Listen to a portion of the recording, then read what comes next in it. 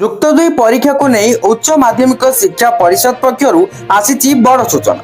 ବର୍ତ୍ତମାନ ଯାହା ବି କିଛି ନୂଆ ଅପଡେଟ୍ ରହିଛି ଚାଲନ୍ତୁ ଆଉ ଡେରି ନ କରି ଫଟାଫଟ ଅପଡେଟଟି ଜାଣିବା। ହେଲେ ତାହା ପୂର୍ବରୁ ଭିଡ଼ିଓଟାକୁ ଗୋଟେ ଲାଇକ୍ କରନ୍ତୁ। ଚ୍ୟାନେଲକୁ ନ ଆସିଥିଲେ ଏବେ ହିଁ ଚ୍ୟାନେଲକୁ ସବସ୍କ୍ରାଇବ୍ କରି ବେଲ୍ ଆଇକନକୁ ପ୍ରେସ୍ କରି ଅଲରେ କ୍ଲିକ୍ କରି ରଖିବାକୁ ଜମାରୁ ବି ଭୁଲନ୍ତୁ ନାହିଁ। ଉଚ୍ଚ ମାଧ୍ୟମିକ ପରୀକ୍ଷା 2025 ବା ଯୁକ୍ତ ଦୁଇ ବୋର୍ଡ ପରୀକ୍ଷା 2025 ପାଇଁ ଏବେଠୁ ଆରମ୍ଭ ହେଲାଣି ପ୍ରସ୍ତୁତି। ଏଥିପାଇଁ ସମସ୍ତ ପରୀକ୍ଷା କେନ୍ଦ୍ର ଓ ଷ୍ଟ୍ରଙ୍ଗ ରୁମ୍ରେ ସିସିଟିଭି କାର୍ଯ୍ୟକ୍ରମ କରିବାକୁ ନିର୍ଦ୍ଦେଶ ଦିଆଯାଇଛି।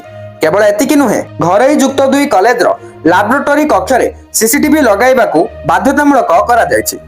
ଏନେଇ ଉଚ୍ଚ ମାଧ୍ୟମିକ ଶିକ୍ଷା ପରିଷଦ ବା ସିଏଚ୍ଏସି ପକ୍ଷରୁ ସମସ୍ତ ଅନୁବନ୍ଧିତ କଲେଜକୁ ଚିଠି କରାଯାଇଛି। ନଭେମ୍ବର 15 ସୁଦ୍ଧା ଏହାକୁ ପାଳନ କରିବାକୁ ନିର୍ଦ୍ଦେଶ ଦିଆଯାଇଛି।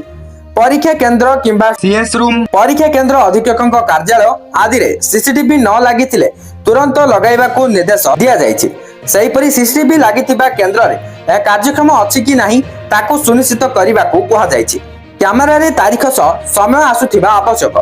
ଯେଉଁ ଶିକ୍ଷାନୁଷ୍ଠାନ ପ୍ରଥମ କରି ପରୀକ୍ଷା କେନ୍ଦ୍ର ପାଇଁ ଆବେଦନ କରିଥିବେ ସେମାନଙ୍କ ପାଇଁ ମଧ୍ୟ ସମାନ ଗାଇଡଲାଇନ୍ ରହିଛି। DVR, NVR, insta cloud, internet ସଂଯୋଗ, ଷ୍ଟାଟିକ୍ ଆଇପି ଠିକଣା, ଇନଷ୍ଟା କ୍ଲାଉଡ୍ ସିରିଆଲ ନମ୍ବର, ଭଲ କମ୍ପାନୀ ଓ ଗୁଣାତ୍ମକ କ୍ୟାମେରା ଲଗାଇବାକୁ କୁହାଯାଇଛି।